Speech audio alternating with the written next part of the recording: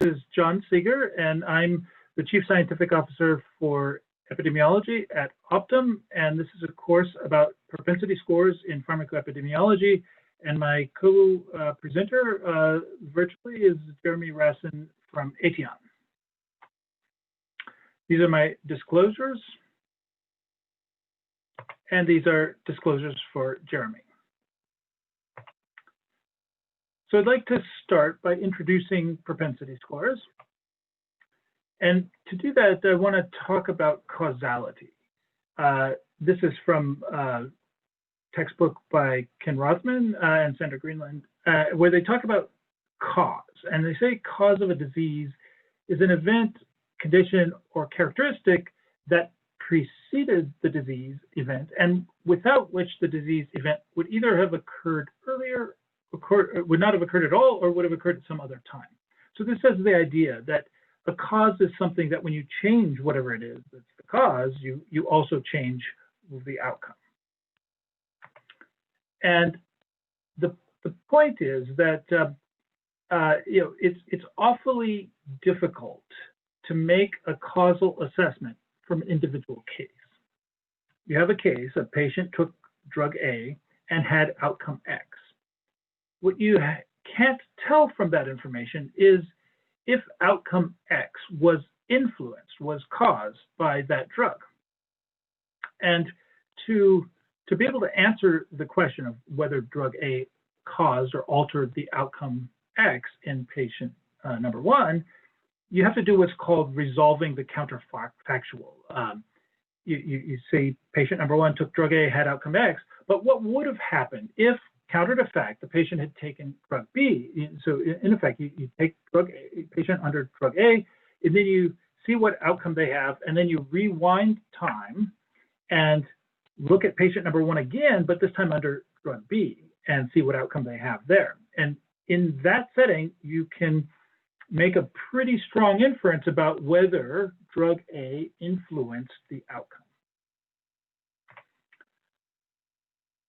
Now, if we're looking to compare two different treatments with respect to an outcome, you have a range of options for basically doing this comparison.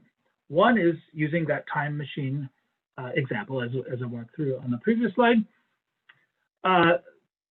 Another is to randomly allocate patients to drug A and drug B and follow for the outcomes. This is randomized controlled trial. But what we're talking about in pharmacoepidemiology is not randomized trials. We're dealing with observational data. And so if you set up a 2x2 table exposed to drug A, exposed to drug B, and have outcome X or outcome Y, the question is, does this work? And what are the challenges that you're faced with? We'll go into the next slides, but the point is that generally we can't trust the same thing that we can in a randomized trial, where random allocation to drug A to drug B solves a lot of the problems of that comparison, and particularly that patients who receive drug A may be different from patients who receive drug B for all kinds of reasons. And so if we want to make the causal inference, there's this picture from Pearl and McKenzie's Book of Why, sort of explaining different levels of thinking. But the idea is that you move up the ladder from looking at associations, seeing, observing, describing, up to thinking about interventions and effective interventions, and then going on to counterfactuals, what would have happened if counter to fact something else had been the setting. So I think what we're talking about doing is looking at effects of interventions in a causal way. And propensity scores are one way to help us with this. They're a tool in a range of observational tools that allow us to address what I described as confounding between drug A and drug B in that 2x2 table setup. So what are, in that 2x2 table setup, there are differences or imbalances in baseline characteristics between people who get drug A and drug B. And there's a range of those imbalances or variables that are explicit. Things like, what are the indication for drug A versus the indication for drug B? If they have essentially the same indication, 2 different drugs for type 2 diabetes, that may lead to a fairly direct comparison, but there may be subtypes of the indication that are still enough different between drug A and drug B. Some of those drugs, even if they have the same indication, maybe for different severities of illness, different severities of diabetes, for example. Certain drugs may be more preferred or less preferred in patients with different severities of diabetes. Or other concomitant illnesses that the patient has could influence the selection of drug A or drug B. And there could also be concomitant medications that influence the selection of drug A or drug B. A prescriber of drug A or drug B might be influenced by other drugs the patient is taking because those drugs might interact positively or negatively with the drug A or drug B. The patient might have contraindication to one or the other of the drugs being selected, and these contraindications will influence the prescribing, and so that the patient characteristics that are contraindications will preferentially be in the patients who receive drug A or drug B. And then similarly, patients will have access or price issues with respect to ability to get drug A or drug B. But those explicit reasons, the kinds of things that a prescriber could point to and say, this is why I prescribe drug A or drug B, are maybe different from things that are not explicitly identifiable. So implicitly different between people who get drug A and drug B. Sometimes what might be phrased medicalization, how closely connected a patient is to their health care, how much of an advocate for their own health care is the patient. Do they watch advertisements about medications on TV or print media, and then ask their physician, should I be on this medication? That can be a part of them actually receiving that medication. The background, the training, the experience of the prescriber influences the prescription. And we see this playing out in terms of regional treatment patterns. Different parts of the country have more preference for one medication or another, and so that that will be correlated to who receives drug A or drug B. And there may be others. There's a wide range of other both explicit and implicit reasons for imbalance. And so we think about confounding. What are the reasons that are different between people who receive drug A and drug B, and how do these reasons influence the outcome? These are what we see as a triangle in epidemiology, a confounding triangle. So there's C are these characteristics or confounding variables, and any of these reasons for imbalance. Those are C's, and they are reasons that people get drug A versus drug B, and any of these that are listed here would be those. And to the extent that these might also be markers for different risk of study outcomes, they're markers of severity or prognosis or comorbidities that influence your outcome. They've been a common cause of both treatment and outcome. They're a confounder. They're not on the causal pathway between treatment and outcome, and so they can confound the association, so that what you see as the effect of treatment on outcome is a mix of the actual treatment effect, if there is one, and these confounding variables, unless you do something like randomization, which blocks the association between your confounding variables and the treatment. You give treatment using a random number that has no relation to any of the C variables, the explicit or implicit ones, and then you can get a direct effect of treatment on outcome. And in observational research, what we try to do is sort of recreate this this effect of randomization, and by removing these confounding variables, subject to a range of assumptions that we're going to talk about in a little bit. And so my sort of origin story with respect to propensity scores began when I wanted contemplating an observational study of the effect of a treatment on an outcome. And so the treatment I was looking at was statin therapy, the hydroxymethylglutarate coenzyme A reductase inhibitors, and their effect on myocardial infarction. And so there's plenty of randomized trials of the effect of these drugs on myocardial infarction and a range of other cardiovascular outcomes. But I wanted to see if those clinical trials could be reproduced using observational data. And so I went through this process, very much looking at this confounding triangle, thinking about what are the reasons people get these types of drugs, these statin drugs. And I was looking at all of the characteristics that people who get statin drugs would have relative to those who didn't get statin drugs.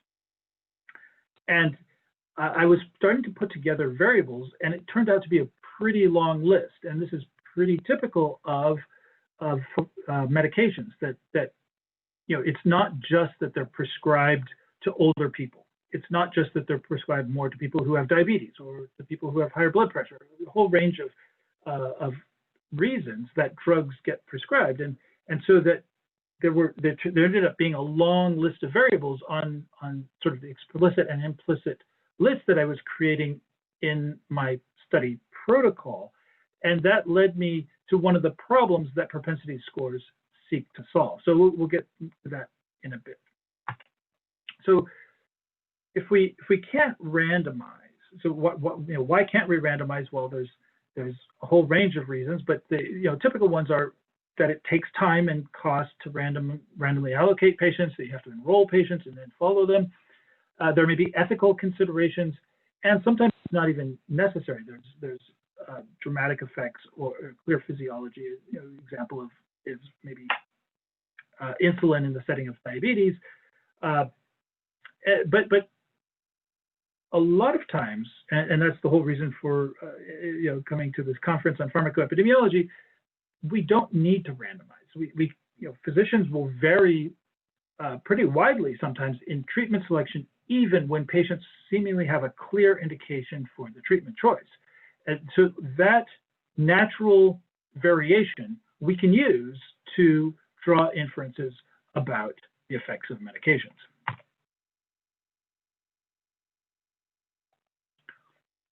And so this is the one I was talking about as far as alluding to earlier about what we'd get into. So, when I was designing this study that I was trying to create about statins, generally, we know how to deal with confounding in our toolkit as epidemiologists. We can restrict, we can adjust, we can match, we can stratify, we can weight on age or sex, and a small number of variables typically. And that removes the effect of age or sex or whatever you have as a variable that might confound your association. But with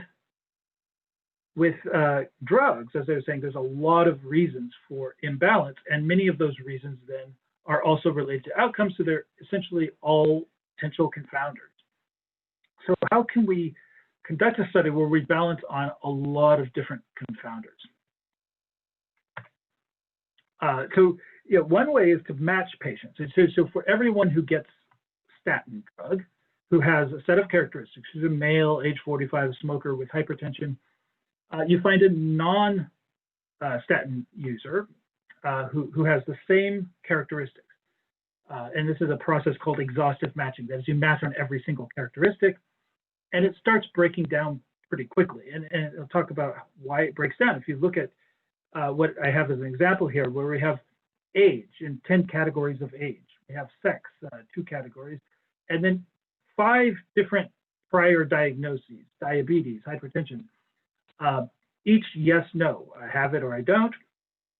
And prior cost of prior drug therapy, 5 different drugs, each yes, no, you're already on a hypertension medication, you're already on a diabetes medication, whatever list of variables. And then preceding cost of care as a predictor of future cost of care. Past cost of care is a pretty good choice. If you have this list of variables, it's not a very long list. This is a pretty short list of variables that you'd want to adjust for. Just this list will get you 102,400 potential matching groups. And you will have a hard time, regardless of the data source that you have access to, finding exposed patients and unexposed patients in each of those matching groups. So there will be a lot of those matching groups that drop out of your analysis. And this is, like I say, with a fairly simple or short list of variables. When I was working on the statin project, I was coming up with a lot more variables than this. So the problem of potential matching groups became even even larger. Okay, so we're back to square one. So if we can't do matching on each individual variable that we want to address, what if we come up with a summary score, propensity score, that has all of those variables in it? That one variable, this propensity score, then can be used to adjust or stratify or match or weight to remove the confounding that all of the variables that went into the score produced. So that's this simple sort of real word definition of propensity score right here. A patient's propensity to be treated, propensity score, is his predicted probability of treatment given his characteristics, what is known about him. And there's a few consequences of that sort of real word definition. So the first is that the propensity score is a number. It's just a number. It's a probability. And as a probability, it has a range between 0 and 1. And it's estimated on the variables that the patient has. So it's what is measured. So it's a measured variable that predicts your probability of receiving a treatment. Now it's a relative probability. It's not an absolute probability. It's a relative probability of treatment A versus treatment B. And so that's another aspect, is that it's a propensity score is a relative kind of probability. And then this final point at the bottom of the slide is that if I match or some form of conditioning, apply some kind of conditioning such as stratification or weighting or restriction on the propensity score, that will remove the confounder treatment association, not just for the propensity score, but because the propensity score is a function of whatever list of variables goes into it, you will remove the confounder treatment association for all of the variables that are part of the propensity score. So this is the problem again, restating in a little bit different language. We wanted to compare two treatments with respect to an outcome, but there's confounding. And the confounding arises because these therapies are not administered at random, and there may be substantial differences between the treatments. And so the differences in indication, variation in clinical judgment, variation in patient characteristics all lead to this. And those prognostic characteristics influence the choice of therapy, meaning that different therapies will come with different risk for outcomes, regardless of the effective therapy itself. That's the problem we are facing, and the propensity score is one way to solve it. It's the propensity scores and studies that use the propensity score are sort of part of this taxonomy. It's nothing new. It's been around for quite a while now, where when you're dealing with confounding, you have a set of tools at your disposal, and there's a set of tools that deal with measured confounders, and this is what the propensity score is a measured confounder technique, because it's dealing with the things, the characteristics, the things that can be measured and put into a variable, and you have access to that variable. If that's the case, then you can include those variables in a propensity score, just as you could use those variables individually. In either the design stage, we talked about designing a matched study. You match on explicitly on each of the variables. You can match on the propensity score just as well. Or in the analysis phase, you can stratify or use that variable in regression. But what propensity scores don't really deal with is all on the right side of this taxonomy, because they're not so good dealing with unmeasured confounders. There's a range of techniques that are used for unmeasured confounders, and those are subject to other courses here at the ICPE meeting, and so I think I won't spend time talking about those. Okay, so thinking about using the propensity score, the aim of using it is to achieve balance for a comparison between two treatment groups, where one treatment group receives one treatment and the other treatment group receives a different treatment. It's sometimes thought of as a two-step process. The first step is build the propensity score. However you want to do this, build a rich model of the propensity score, put in lots of variables, and try to model the treatment decision process. You can do this in a number of ways, and we'll talk through what some of those ways are. But the idea is to account for the variables that the prescribers of the treatment used in making their decision. And then once you've built the propensity score, then you use it. And there's a range of ways to use it. I've talked about them in passing in earlier slides, but the idea, one is matching.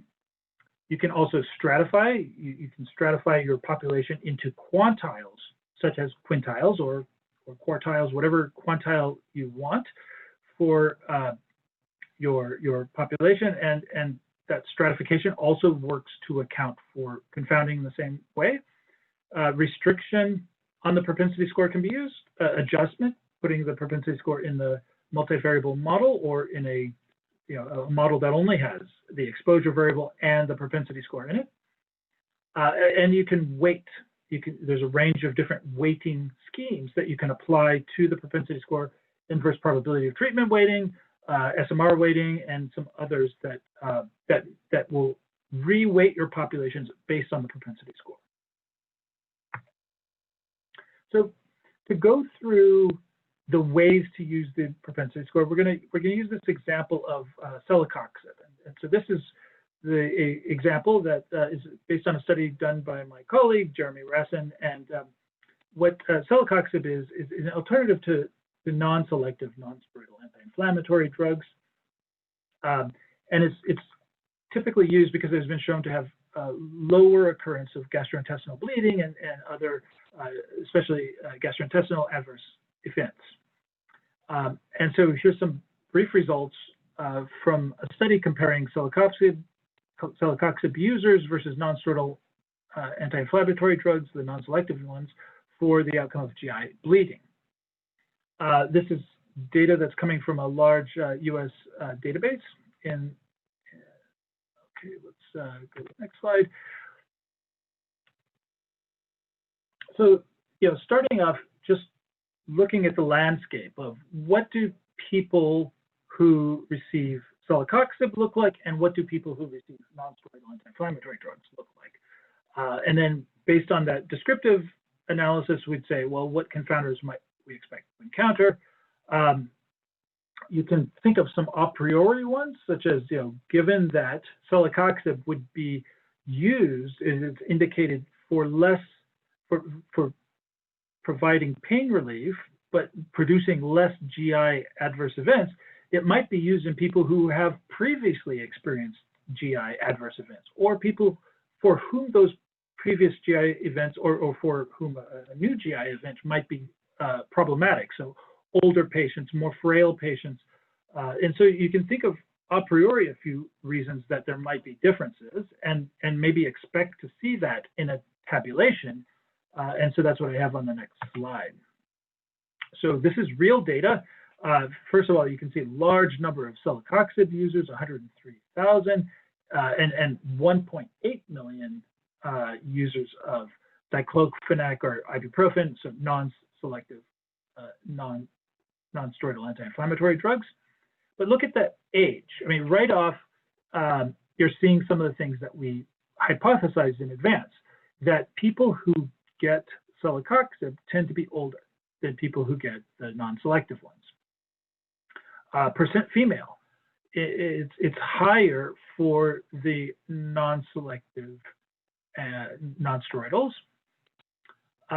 In the history of serious bleeding events, 1.2% versus 0.8%. That's a pretty substantial percent difference. People who have ischemic heart disease that presumably will go with being older, but you do see a higher percentage, 8% versus 3.7% in the comparator. Osteoarthritis, people, that's it's a marker for being older, and 35% in the celecoxib versus 9.6. So big difference there. And then similarly on some other variables. So, certainly you would say, this is not a fair comparison. This is like the drug A and drug B in my startup 2x2 table. And so, observationally, you'd say, I can't directly compare those two treatments. But what if we do this? Now we've applied some propensity score magic to that original starting cohort, and we've created what looks like a much more reasonable comparison. See, look at the age. The median age is 56 in one and 57, but the IQR, the interquartile range, is essentially the same. So that there's essentially the same age and age distribution in the two cohorts. And look at the variables that were out of balance before: osteoarthritis, serious bleeding events from the past. They're really very closely balanced. So in effect, if through this propensity score process, what we've done is find the subset of the diclofenac and ibuprofen, the non-selective non-steroidals, and the subset of that group from the previous slide who has similar characteristics to the celecoxib group. And we've pulled them out, and now we were able to put them in a table, and then this table could be used as the basis, or the patients in this table could be used as the basis for the next step, which would be looking at the study outcome. So if we were to follow these balanced cohorts, you would, at least based on this table, assume it's a pretty fair comparison, so that you would have a higher reason to trust what came out of that analysis than you would the analysis based on the previous slide. So that second table I was showing you, it very much looks like it might have come from a randomized control trial, but that balance that we produced between those variables, that was done by construction. I said we applied the propensity score magic, which is exactly what was done, and it created those groups. And this was not by randomly allocating; it was actually induced by the propensity score magic. The big point is that that balance, because of the way the propensity score works on the measured covariates, it only applies to the measured covariates. Where in a randomized trial, you have balance on what you can see, but also on what you can't see, and that's not necessarily the case with a propensity score matched study. Except if the variable that you did have available and put in the propensity score was correlated with the variable that's unmeasured, then you can achieve balance on even an unmeasured variable. But that's subject to that assumption about the correlation. But the important point is that after doing this matching and achieving the table that looks like it might have come from a randomized control trial, is that we can then treat it as if it were a randomized trial and follow for outcomes even without adjustment, and it will not be a confounded result, at least not confounded by the things that are in balance in the table. That the table also has an essence of equipoise, or the sense of equipoise. That is, what you've done by doing what I described as the propensity score magic is you have found a subset of the non-selective non-steroidals that looked like those patients who received the celecoxib. And you can do a thought experiment. Think about, given the patients that were pulled out, they look very much like it. When I say look like, the celecoxib patients, they have characteristics that are essentially identical to the celecoxib patients. And so what that means is a patient who went into their physician to get a prescription for either celecoxib or nonsteroidal, or they sometimes when that patient went into a physician, the prescription was for celecoxib, and sometimes when they went into the physician, the prescription was for the non-selective NSAID.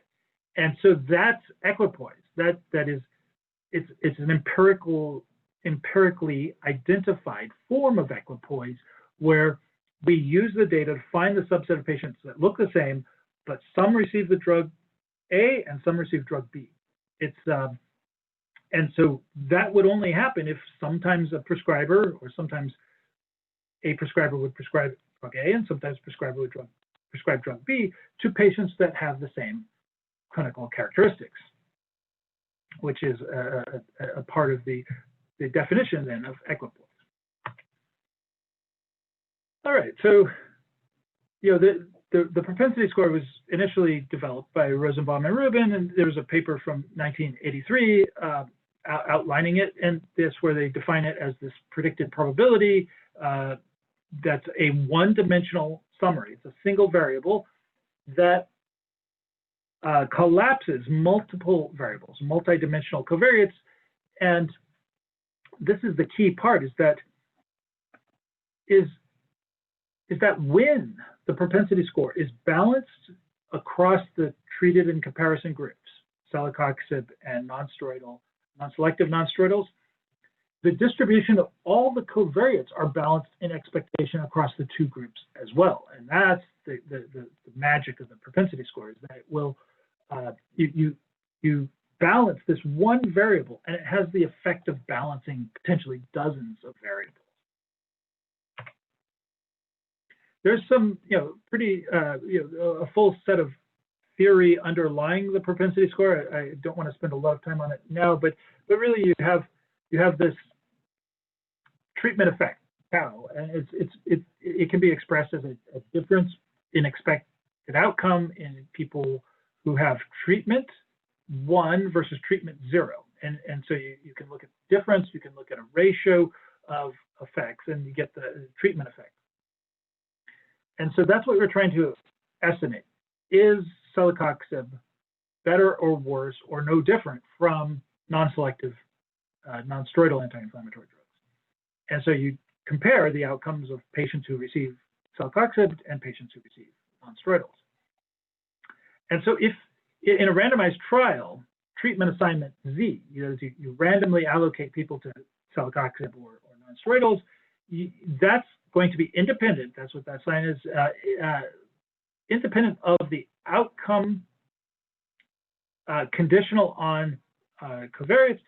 And so you think about treatment as randomized in subgroups of X, so the covariates don't really matter in a randomized trial.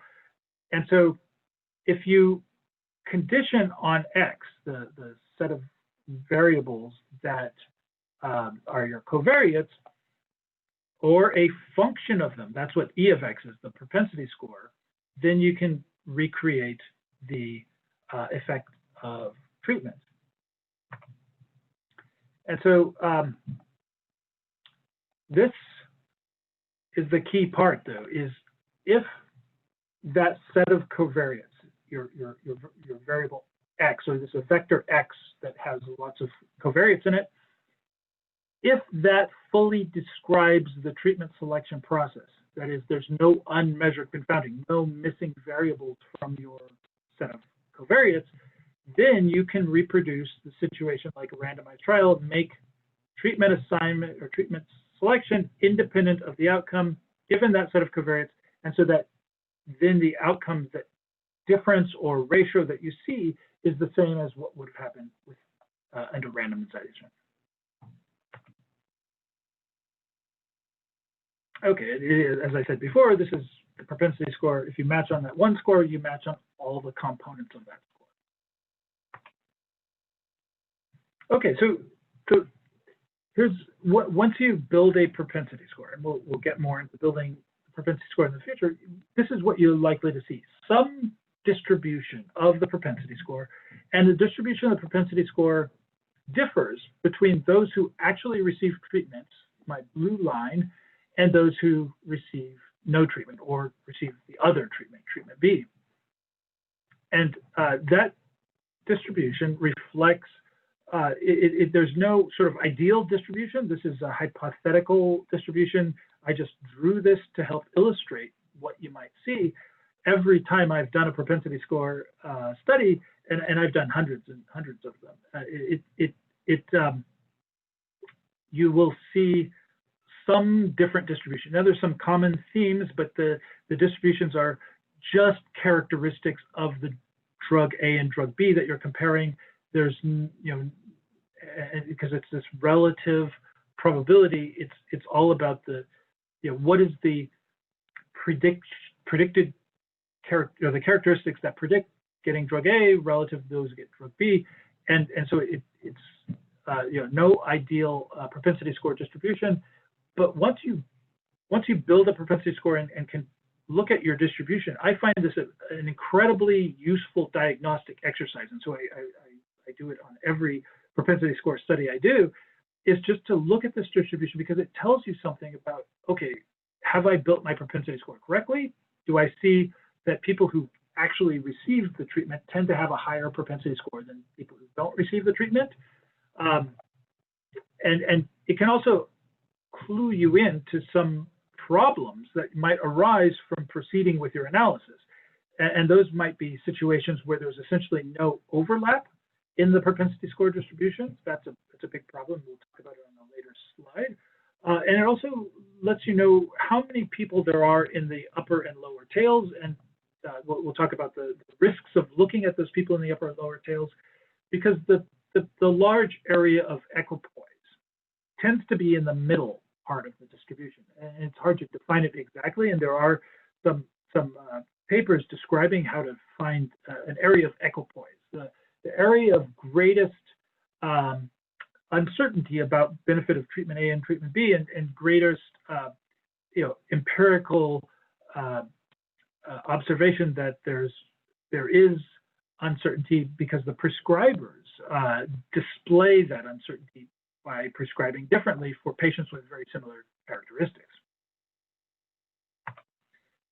So, I mentioned we'd talk about the tails, and this is where I want to talk about them, is that there's this concept of treated against expectation. And I'll talk about it a little bit. If you have a very high propensity score, 0.95 to 1, and that's what I have in the upper box here, that high propensity score, let's think about what it actually means. So it means it's your predicted probability of receiving treatment, given your characteristics, and it's relative to receiving no treatment in this example, or receiving the alternate treatment. So you have the set of characteristics that make you the ideal candidate for treatment A, and you have a set of characteristics that make you a very unlikely candidate for treatment B. So that you would expect that in that 0.95 to 1 range, that almost everybody would get treatment. And sure enough, that's what we see, at least in this hypothetical example, but it's also in most propensity score distributions that I've seen it plays out. And so you would get, you'd feel pretty confident. This is an area, like I say, it's essentially no equipoise. There's 95% of people, 96, 97, 99, 100% of people in that range actually get treatment. But what does it mean that for the few people that don't get treatment?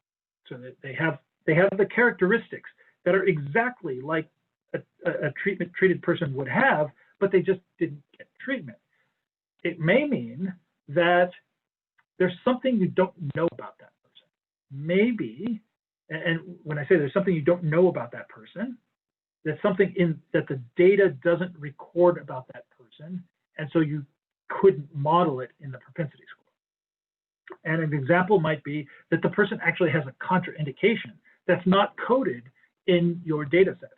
That would be an example. So a person, on all the characteristics that are coded, they look just like the person who should get treated, but the data doesn't record their contraindication. And so you see they have everything that makes you think they should be treated, but they just don't get treated because the prescribing physician knew they had that contraindication and didn't prescribe the drug.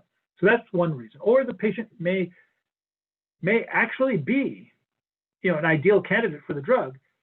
They just refuse to get it. The physician wants to prescribe it, and they say, "Look, I don't feel like taking it," or whatever. They have primary non-adherence, or so a range of reasons why this patient who's an integral part of the prescribing process might refuse treatment, even if they're the ideal candidate. And then at the lower end, there may be some other reasons to think about.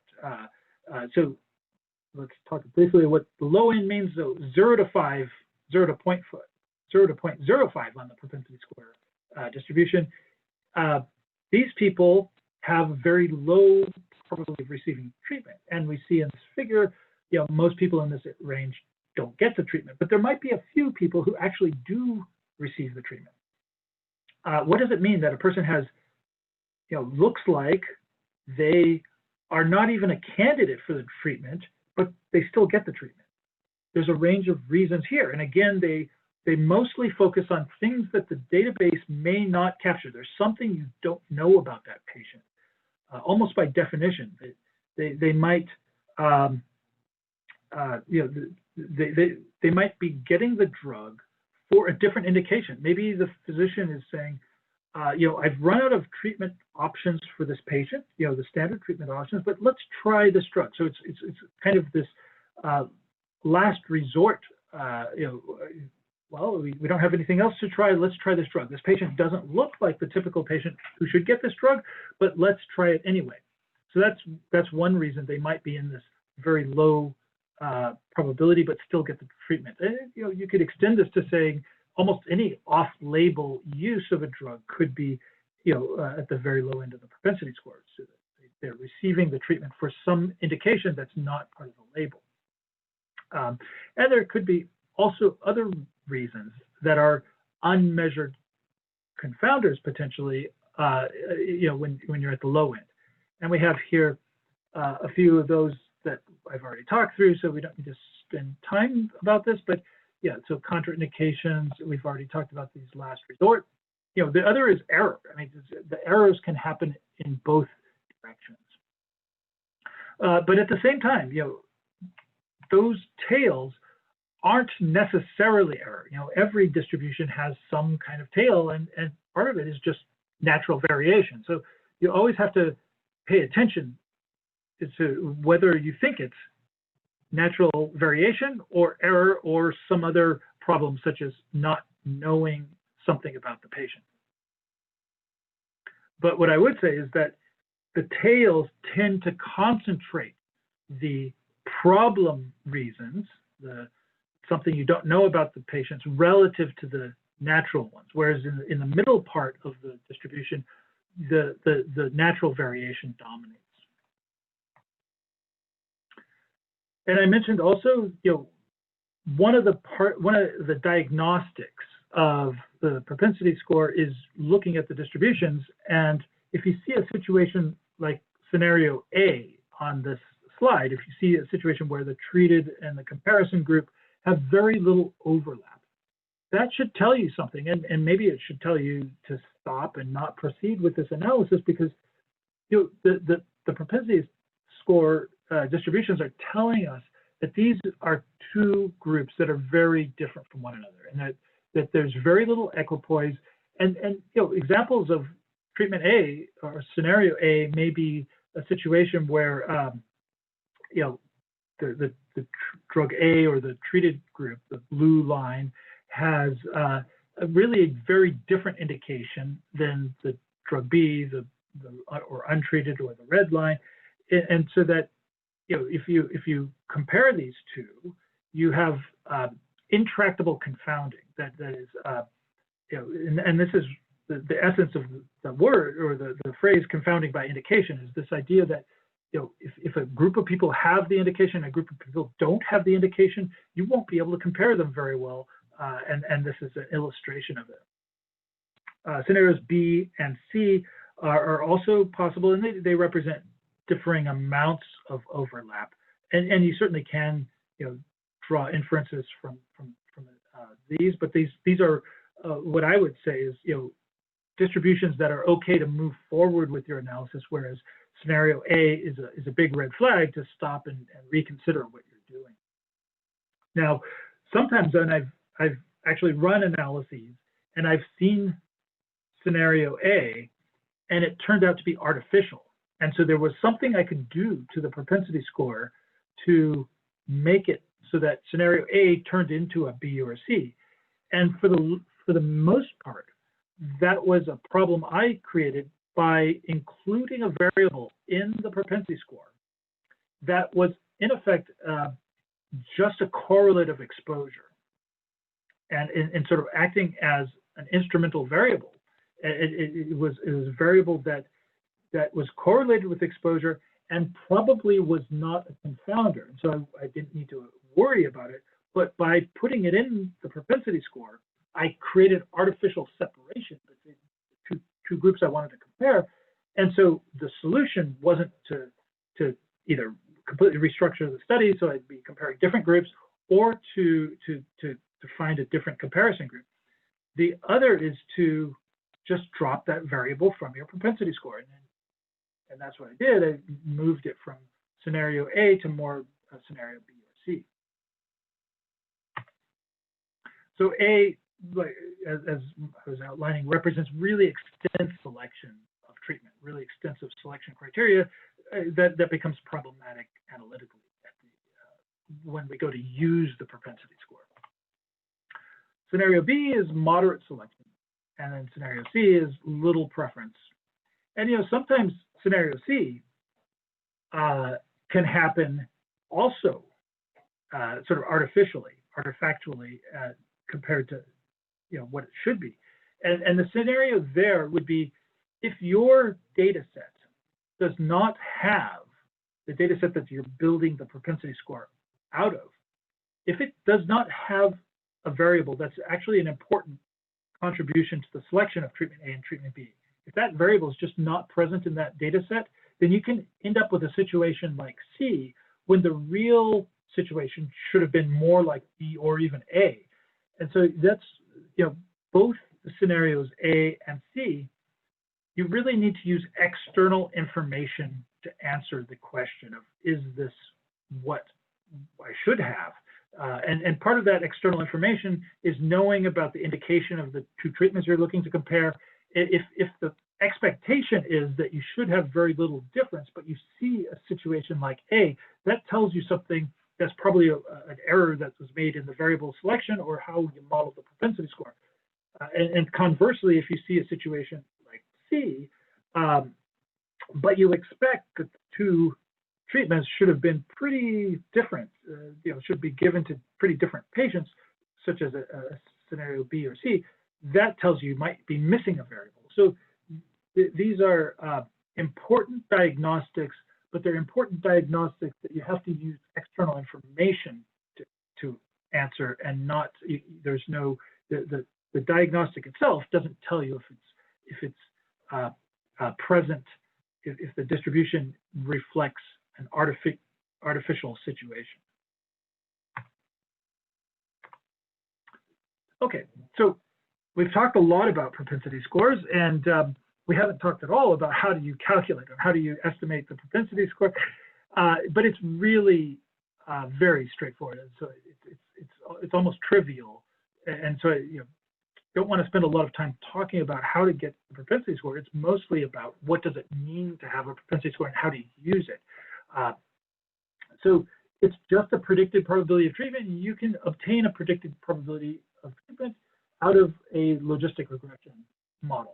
So that's the most common, by far, approach to determining, estimating a propensity score. There are, of course, other ways. I mean, anything that will get any any analytic process that will give you a predicted probability can serve as a propensity score, and so you can use various machine learning algorithms. There's boosted regressions. There's tree-based approaches. All of those will give you or can give you a propensity score, and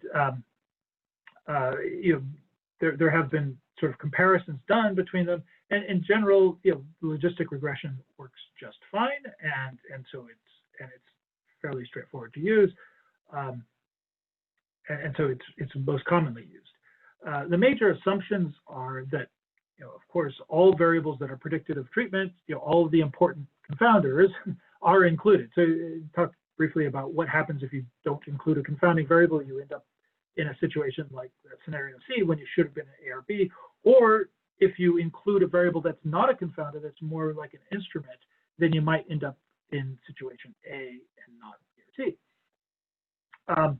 You also need to be, part of the assumption anyway of the propensity score is that your functional form is correct. And in that study of statins that I mentioned earlier on,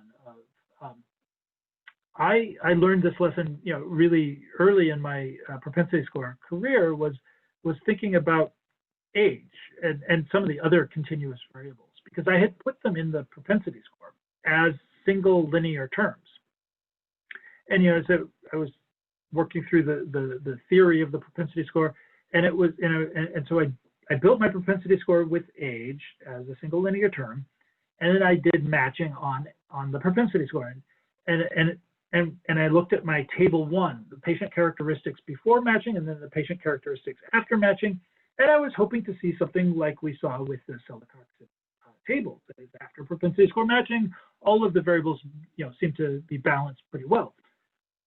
But after I did this, and my characteristic age was not balanced very well. It was very similar to my starting one, the unmatched.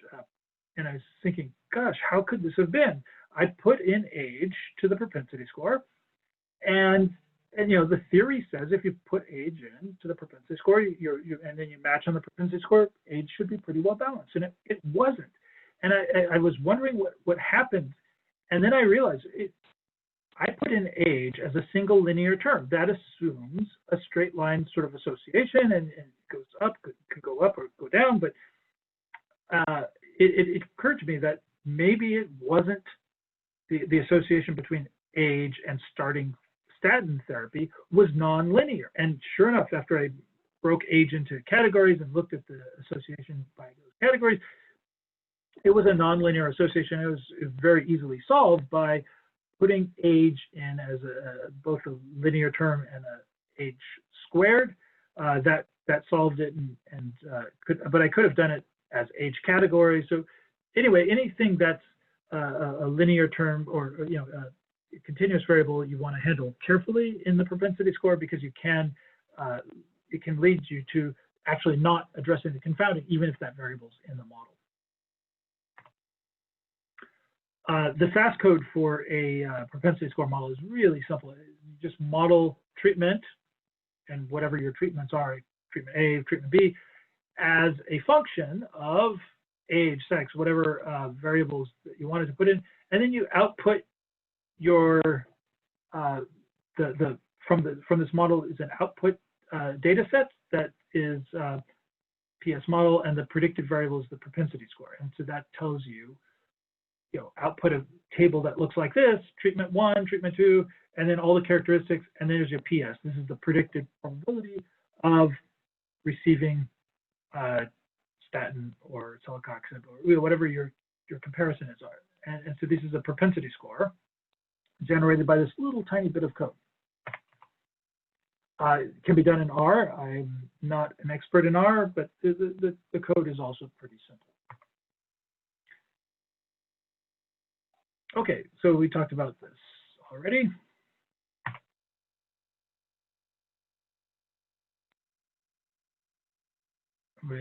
This is recalling our table 1. Remember, our characteristics were really different in table 1 before matching. Celecoxib, big difference in age, and some of these other variables. Then we apply this propensity score magic. And what we did is we build a logistic regression model of treatment equaling age, female sex, all the variables in that table.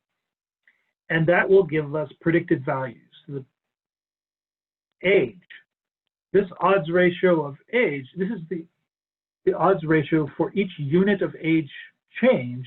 Your likelihood of receiving celecoxib goes up by 4%, odds ratio of 1.04, and female puts you at lower chance.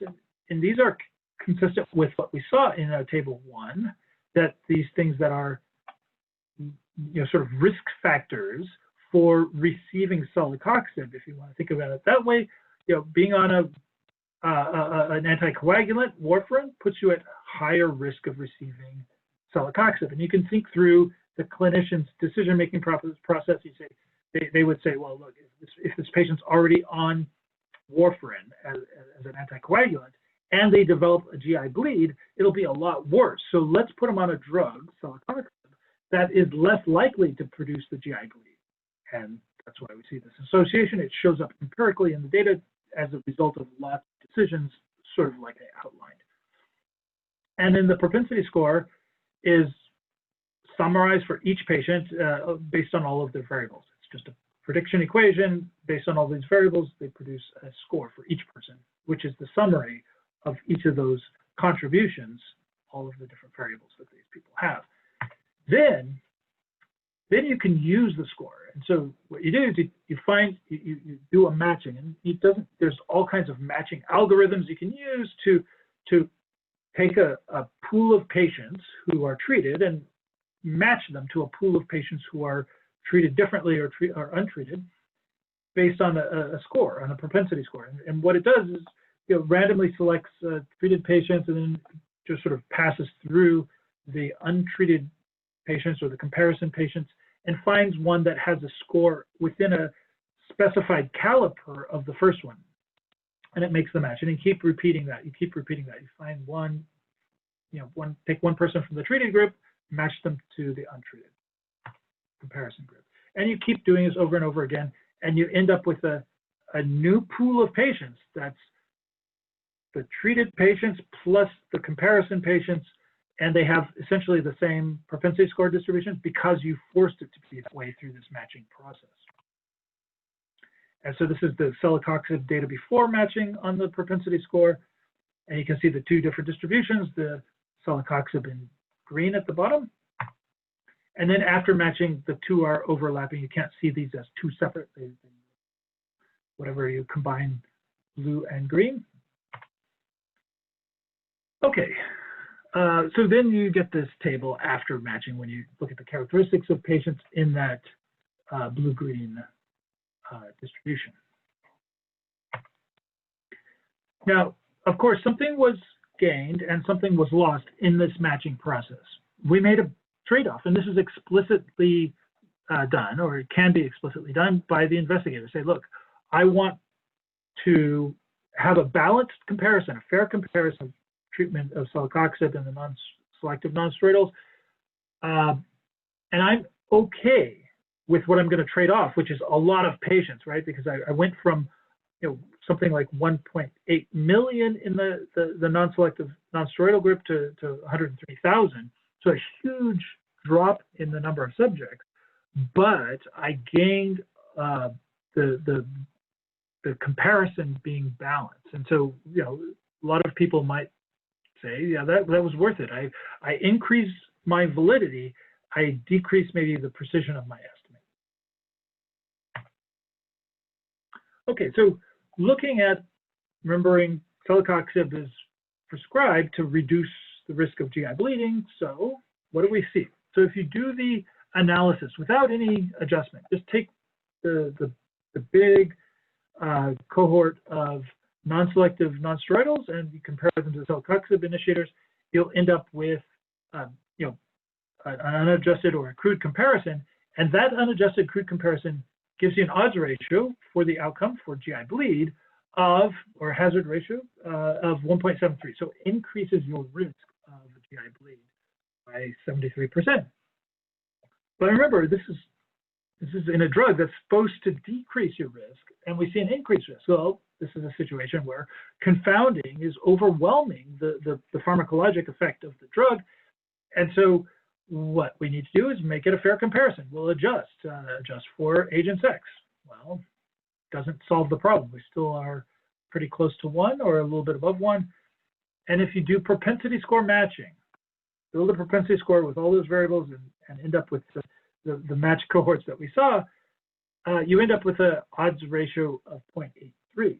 So, and you look back at some of the clinical trials, it's in the right ballpark anyway of what the clinical trials suggest the beneficial effect of celecoxib might be.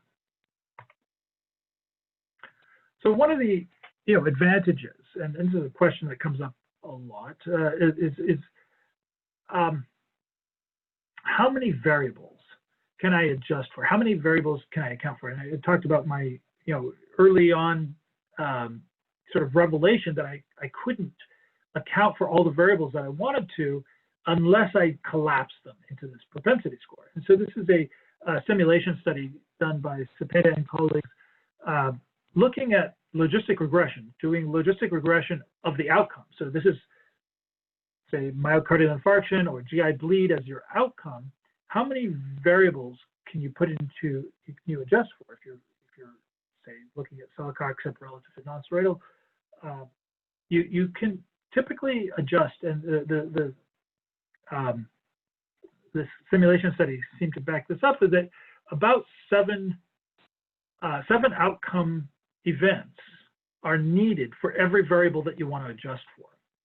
And so you can see where the curve starts getting flat, this amount of bias is present unless you get 7 or more outcome events, GI bleeds, per variable that you want to put into the propensity score, adjust for.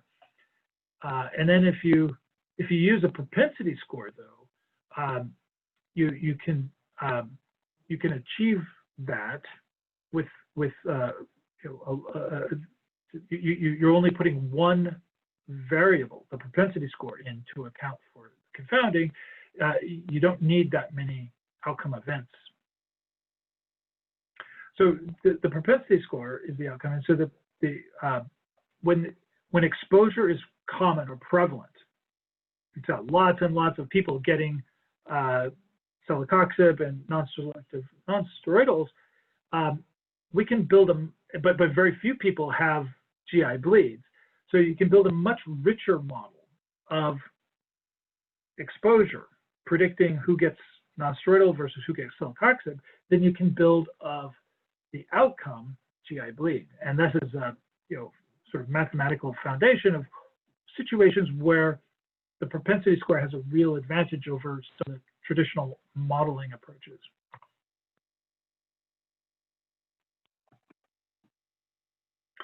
So why use the propensity score versus a multivariable regression? It's in a lot of cases easier to determine when the model is correctly specified. When you're looking at an outcome regression model, it's challenging to know what are the right variables to include. Did you include them correctly? Whereas if you're building a propensity score, what you're modeling is prescribing, and you can talk to prescribers. Say what characteristics lead you to select treatment A versus treatment B, and they'll tell you, and they may not tell you everything, and so you may need to talk to more than one prescriber because different prescribers may select different variables. But whatever you hear from those prescribers will help you understand whether you've got the right variables in your propensity score model or not. It's also an interesting point is that the propensity score and various ways of using the propensity score is the two-step process. And the first part, you build the propensity score. It can be done without even looking at the outcomes. You don't know who will go on to develop a myocardial infarction, who will go on to develop GI bleed. And most of the studies that I do are of this type because there are drugs that are new to the market, and so the people who are taking the drugs haven't yet developed the outcomes. So I can't even look at the outcome to build my propensity score. So I built the propensity score, though, to balance treatment A versus treatment B. I can build cohorts that are matched on the propensity score, balanced on lots of variables, and then only maybe years later will they develop the outcomes that I can look at for, and then plug back into my matched cohorts, and I can get a propensity score matched study. But I can iterate as much as I want on that front end. I'm building my propensity score, play with, do I put age in as a single term, single linear term? Do I put it in categories? Do I put it in as quadratic? Or, and so once I've come to a final propensity score model, I can use that to match my cohorts, and then only later look at the outcome. So it's a way to iterate, and you also understand it more than you might an outcome model, because you know something about prescribing process. And we talked about this last bullet, which is this understanding, the learning that you can take about what you see in the amount of overlap. It has a lot of built-in diagnostics that are helpful.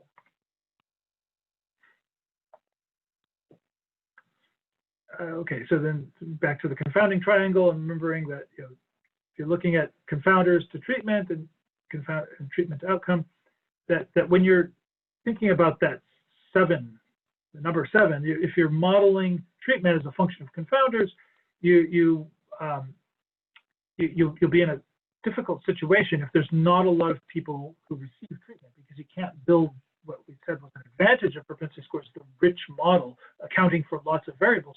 If there's not a lot of treatment, then it's hard to build a really rich propensity score. And this happens often when drugs are new to the market. There may not be enough people who receive that new drug to build a really well constructed propensity score. Okay, so we're going to take a break here, and yeah, we're going to look at a new example of different ways that we're going to use this example for examining different ways to use the propensity score. So we've talked a lot about matching on the propensity score, and matching is great, but there are other ways to use the propensity score. And so I want to talk in this next phase about these other ways to use the propensity score, and we're going to use a different example. We're going to leave the celecoxib behind, and we'll talk about a different example. And this is an example about exenatide or Byetta and the risk of acute pancreatitis. Okay. So recalling the steps to using the propensity score, first define the population exposure in 2 different categories, so Byetta versus comparator, and then identify factors that may be correlated with exposure, the predictors of exposure, the propensity score components, and then we'll estimate the propensity score out of them. Then we'll use that propensity score, and we talked about 5 ways to use it: restriction, stratification, matching, modeling, and weighting. And so we'll see what happens when you use each of these 5 methods. They're all useful in certain situations, but they all come with sort of different parameters of operation. And we'll use each of these to perform the outcome analysis. So these are all based on a paper that I was involved in. My colleague and I, Dave Dorr, did this study quite a while back, but this is a reanalysis that my colleague Jeremy Resin has done using Aetion software. So the background on exenatide: this is a GLP-1 receptor agonist. It was originally identified from saliva of the Gila monster, and it's now it's all produced synthetically. Byetta is a twice daily injection. There's a newer version by Durion that's once weekly, but this was a study done before Bidurion was on the market. It tends to reduce weight, It reduces hemoglobin A1C in patients who use it, and also reduces their weight. And it also produces some nausea and vomiting, very commonly as a side effect. But there was a rash or a series of case reports when exenatide sort of first came out. It was approved by the FDA in April 2005, and between April 2005 and December 2006, there had been 30 case reports of acute pancreatitis in patients who had used exenatide. And there's some descriptions of the case reports, and a single one here, 69-year-old obese male with a history of type 2 diabetes. They started exenatide or Byetta, and because they had poor glucose control, and they discontinued their other medications. And shortly afterward, the patient developed pain in the back and stomach area that intensified. They were eventually admitted to the hospital, and their labs were suggestive of acute pancreatitis. The patient was treated with fluids, pain medication, and proton pump inhibitor, and eventually the pain resolved, and the patient recovered and was discharged. But this is one case report, and there were, like say, 30 of these. And so the FDA was really interested in whether there was an association between exenatide and acute pancreatitis. So we designed this study as a new user cohort design. So spent some time, 9 months, it was our baseline period, and then the person started, the first use of exenatide occurred, or their first use of some other, we had a basket of other diabetes medications, and so, but they initiated them. That was a key, is that there were initiation events for exenatide or initiation of event for another diabetes medication. Now these are all, well, it was a combination of new use or naive use events. People actually started exenatide with no prior diabetes medications, or they started one of the other diabetes medications with no prior, but most of the use of exenatide came as switches. People were previously on another diabetes medication and they started exenatide, or maybe even sort of add-on therapy of exenatide. But they had a previous history of other diabetes medications. And similarly, then we matched on that with these other diabetes drugs. They were sometimes naive initiation and sometimes switch initiation or add-ons. So the acute pancreatitis, there's a clinical definition, which is this sudden inflammation, pancreas caused by severe abdominal, it's characterized by severe abdominal pain, nausea, vomiting, fluid intolerance. A range of risk factors for it: gallstones, alcohol abuse, rapid weight loss, some other things, maybe trauma. And then identification in the claims data depends on the diagnosis code. This was done in the ICD-9 era, and so there's an acute pancreatitis diagnosis code in ICD-9 of 577.0. And we chose that in any position for possible events. Range of diagnoses, but we also, we're thinking that it's awfully hard to a priori describe all the variables and list all the variables that might be present in a data set that would predict who gets exenatide and who gets other diabetes medications. And so what we did was this empirical process. We looked at the top 100 medications that initiators of exenatide had in their 9-month baseline period, and initiators of other diabetes medications had. And then we looked at the difference and developed odds ratios, relative frequency measures, and said, look, let's find things that are different between people who get exenatide and people who get these other diabetes medications. And we use this to help select variables along with our predefined ones. And then we built this as a logistic regression. As I said, it's the most common approach to building a propensity score. And it's predicting exenatide initiation relative to other diabetes medications as a function of these covariates. There's because the study was done over a fairly long period of time, we also wanted to consider the effect of time on the prediction equation, on the propensity score. And the way that time might play out is, as time goes on, the clinicians maybe change their behavior, change their prescribing patterns or practice. And so they may have weighed a variable that they use to choose who gets exenatide, who gets the other medications differently in an earlier era of time than the weight they place on that same variable at a later point in time. And so the propensity score just gives you a single coefficient, assuming across your entire study that the clinicians were weighing that variable the same amount.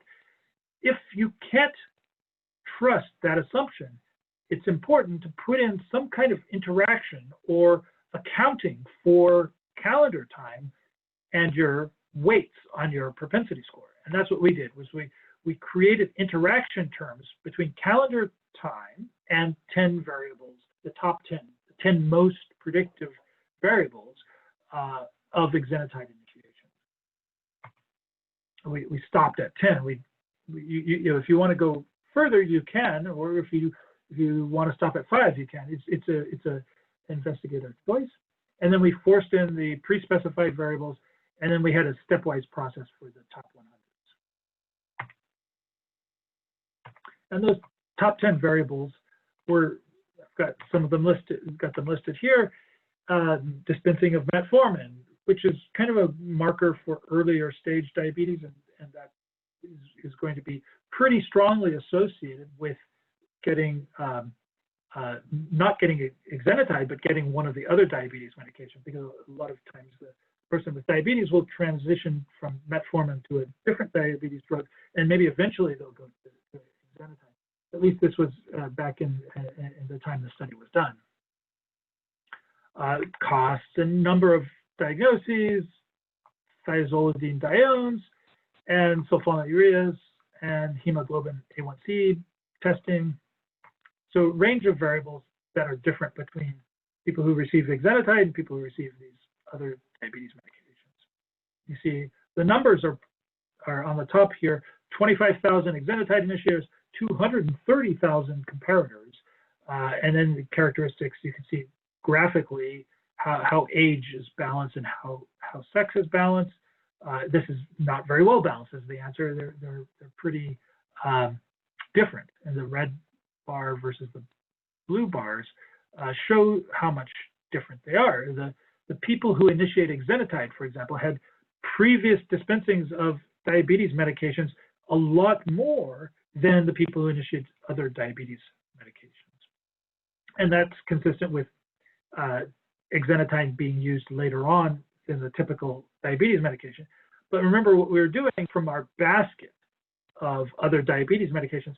Some people in that basket are actually more like the exenatide initiators, and what we're doing is using the propensity score to try to pull out of that basket the ones that are and not use the ones that are not.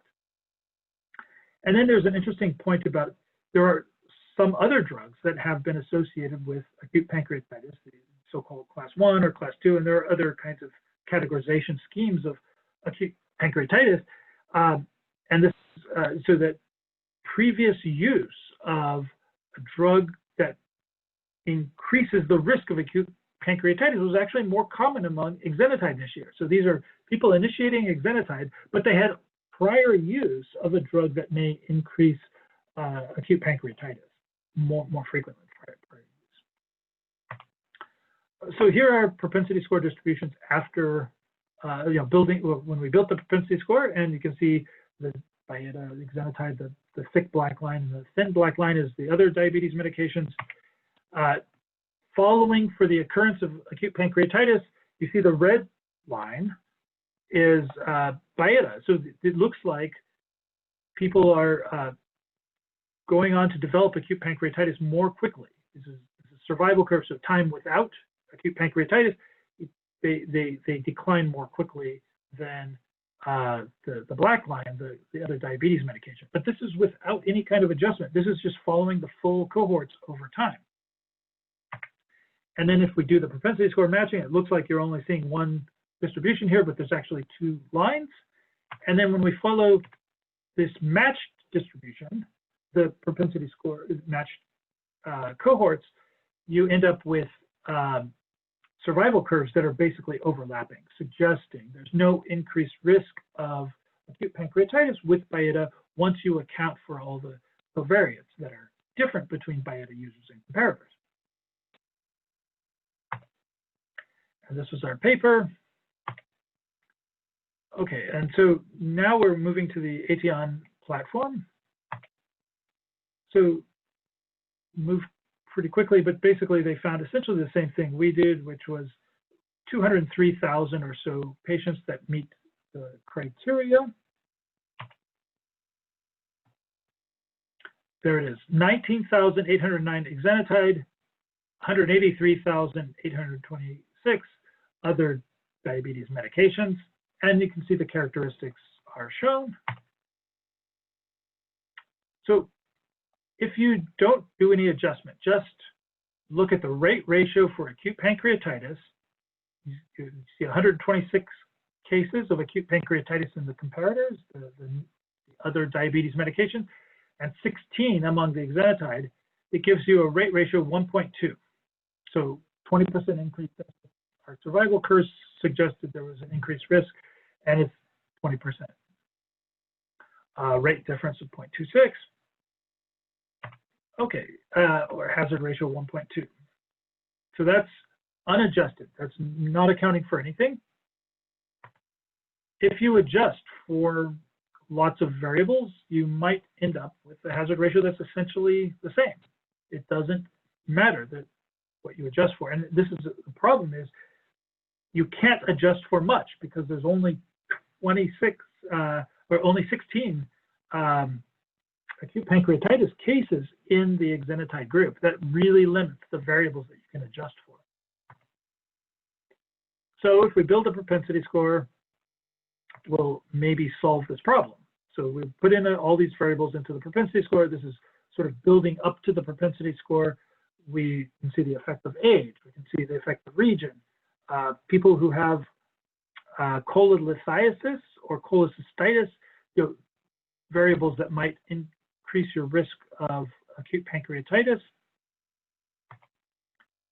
And then these variables, these medications that are associated with acute pancreatitis other than BIATA. The propensity score using the Aetion software looks very similar to the propensity score distribution that we obtained without the Aetion software. Okay, so matching. Now we end up with this distribution, which is very similar shape to what we had seen in the analysis ourselves. So this, anytime you do matching, you lose some patients, but we also gain something, and you gain the equipoise, the inconsistency in prescribers' treatment choice that reflects this empirically defined state of equipoise. Okay, so before matching, we have these characteristics that are different from one another, and then after matching, they are much more closely balanced. And here we go. After matching, the change was pretty large. The performance of the matching was pretty good. Okay, then the results. This is the key part. So after matching, we end up with similar size cohorts, the same size cohorts, and then similar number of events, 14 and 13. And so it gives us a rate ratio of 1.08. So essentially 1, which is basically what we could tell from the survival curves as well, where they're basically the same. All right, so we add the matched analysis, so unadjusted, we get 1.2, adjusted, we can't adjust for much, 1.2 still, propensity score matching 1.08. Okay, then let's go on to other methods. So we're looking now at the range of tools that we can apply to propensity scores. Stratification is next. And basically with stratification, And this is one of the part of what was initially proposed for the use of the propensity score by Rosenbaum and Rubin. What you can do is you stratify, and anytime you do stratified analyses, you create subgroups, and then you can, and within those subgroups, there's less confounding than there is overall. That's the idea of stratification. And the amount that stratification reduces confounding is a function of how many subgroups you have. There's this old paper by Cochrane that shows that 5 strata typically removes around 90% of the bias. So if you have less than 5, you might remove less bias, but if you have more than 5, you can get closer to 100% of the bias being removed of the variables that you're stratifying on. So remember our hypothetical distribution. What happens when we stratify is we create strata, subgroups, that within which there's very little difference in the mean propensity score for the treated and the comparison cohorts. And so you can then get an effect estimate for each of the 5 strata or 10 strata, however many strata you create, and then pool those effect estimates across the different strata. And so that's the effect. That's what happens with stratified analysis. And here's the propensity score distribution and stratification cut points. And so this is done with deciles, and we have essentially no difference in the propensity score distribution of the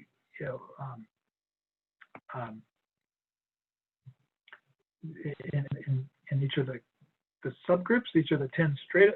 And there's another analysis that's done. It's a balanced metric called the C statistic. How much is the area under the receiver operating characteristics curve predicting who gets exenatide and who gets other diabetes medications. And if your C statistic is 0.5, that means you can't.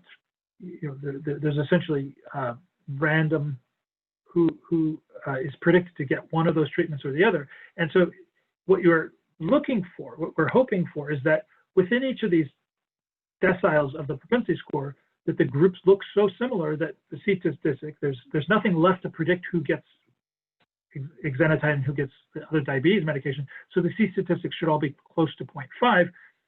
0.6 is pretty close to 0.5, so there may be some residual imbalance within the decile. And so maybe you need to do further a finer strata.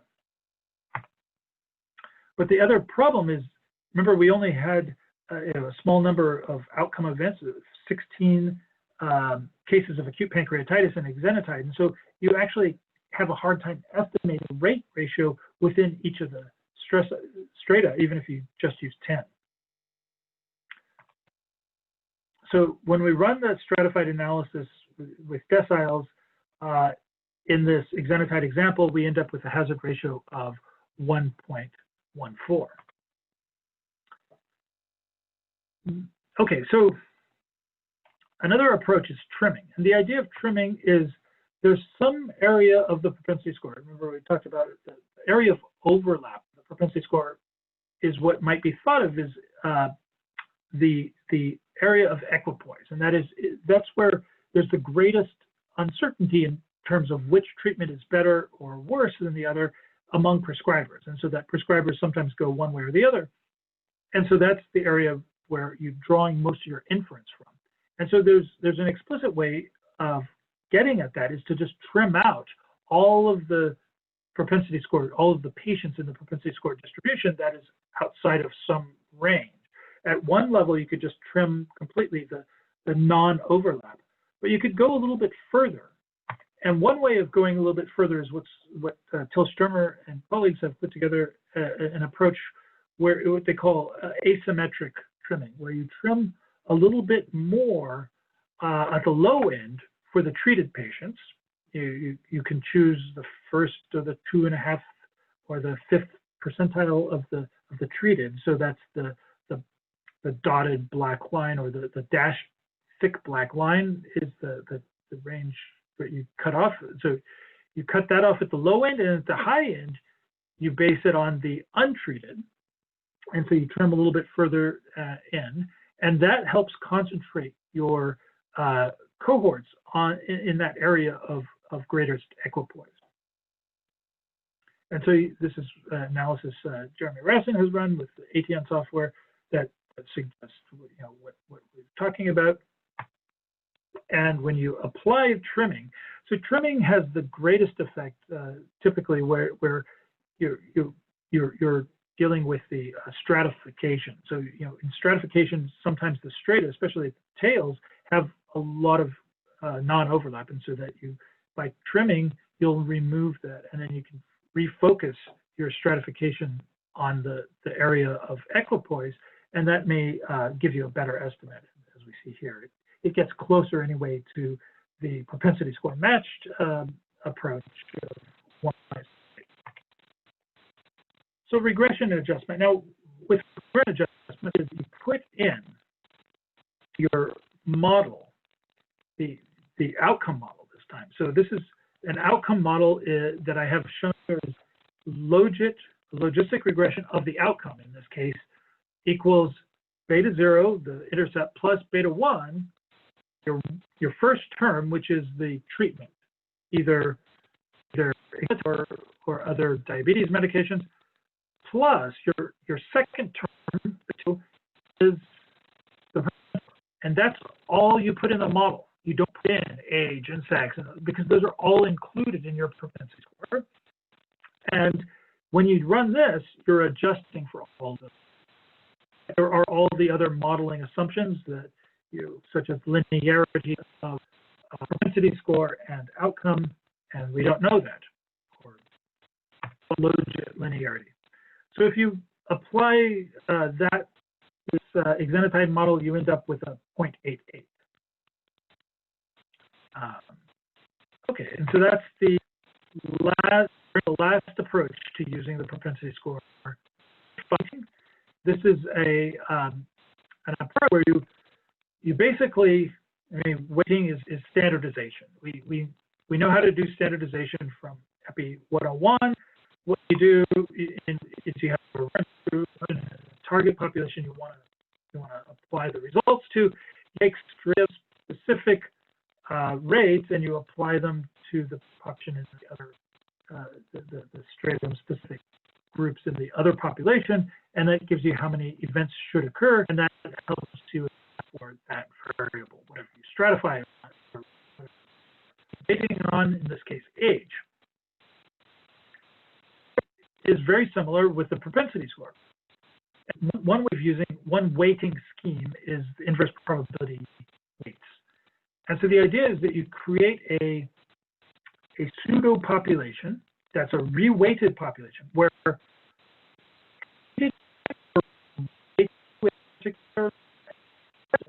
untreated or the reference is retained. You have a target population, you reweight the treated to that target, you make a comparison to that target. Use IPTW, those are the weights below that you apply. You apply 1 divided by the propensity score if you're treated, and 1 divided by 1 minus the propensity score if you're untreated. When you apply those weights, what will happen is you'll have 2 different populations, both with propensity score distribution. It seems like but I'll show you what it looks like in a. There's an approach, which is the and these will create a pseudo population. Again, a population, 1 from the treated group and 1 derived from the comparison group. Those 2 populations will have the same propensity score distribution. And I'll show you what that looks like on the next slide. The weights here are different with probability treatment weighting. You get a value of 1, that's the weight treated. So there's a weight of 1 means everybody's staying the same. And a weight in the untreated group is the propensity score divided by 1 minus the propensity score, or what might be called the propensity odds. And what that does is the comparison population to have the same propensity score distribution as the treated population. And so in a figure, it looks like this. If we had our hypothetical distribution of propensity scores, the pink line and the blue line, and the sum of those is we do inverse probability weighting. What it does is it treated to the yellow line, so it moves up or down, depending on where it is, but it moves up to the yellow line. And with the pink line, it also moves up to the yellow line. The pink line with exactly the same distribution. This looks like a post-match propensity score distribution, right? This is curve on top and confounding by the components of that propensity score. Similarly, smaller weighting, you've done the same thing. You rate the treated and the comparison population, but you rate the and treated. So the treated has a weight of 1, which so stays the same. The pink line gets reweighted to look like the treated line. And so both weighting schemes, inverse probability treatment weighting and SMR weighting, lead you to a situation where we have two pseudopopulations, but those two pseudopopulations have exactly the same distribution of propensity. So there's no, if you contrast pseudopopulation 1 with population 2. And that's how reweighting removes confounding. So the point is you may end up between the IPTW and the SMR with different, because the propensity score is different. Even if there's no difference between the treated and the comparison population, the range of the propensity score in those two systems, and that propensity score is based on the that went into the propensity score, and so by moving up or down the propensity score, you change characteristics of the population. You find a different set, or you're concentrating your effect estimate on a different range of the propensity score. And if there is treatment heterogeneity, if there are different effects for different portions of the population, different males versus females, different effects in older and young, then you might see effect estimates with inverse versus SMR weight. And this slide says they're subtly different. The inverse probability treatment weighting might be thought of as AE, that is average treatment effect. This is the average treatment effect in the whole population. So if you treat everybody in your population, you combine treatment and comparison group, versus if you treat none of them, and that's what the effect estimate is if you use IPTW. If you use SMR weight, that gives you something more like the ATT, average treatment effect in the treated patients. If you take the patients who are actually treated and you substitute the same patients without having treated them, that's the effect estimate that you're getting. And they can be very subtly different. The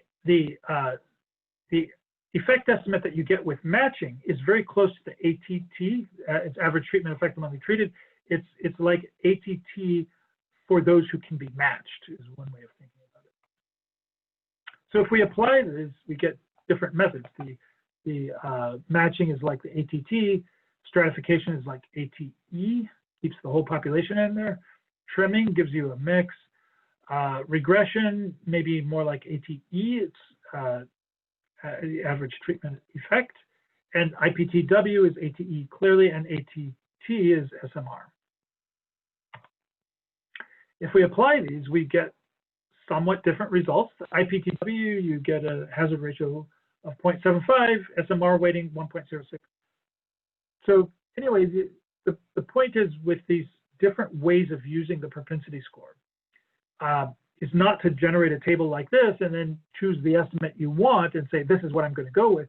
No, you want to think about, okay, what are the assumptions I am making? What am I mechanically doing with each of these approaches of using the propensity score, then what outcome, what approach, what hazard ratio is most appropriate as the answer to my question. And so often this is something that you can determine a priori as you build it into your protocol and you specify, okay, we're going to use matching because we want average treatment effect in the treated, and we don't care about the comparison or the untreated patients. The vast majority of patients may not even be candidates, so maybe we don't really care about like an average treatment effect in the whole population. Okay, so at the end, though, regardless of the outcome model that we use, there's not really any increased risk of acute pancreatitis with exenatide once you account for the confounding. And I think that will bring me to the end of my presentation. I thank you for listening to this discussion and look forward to the Q&A.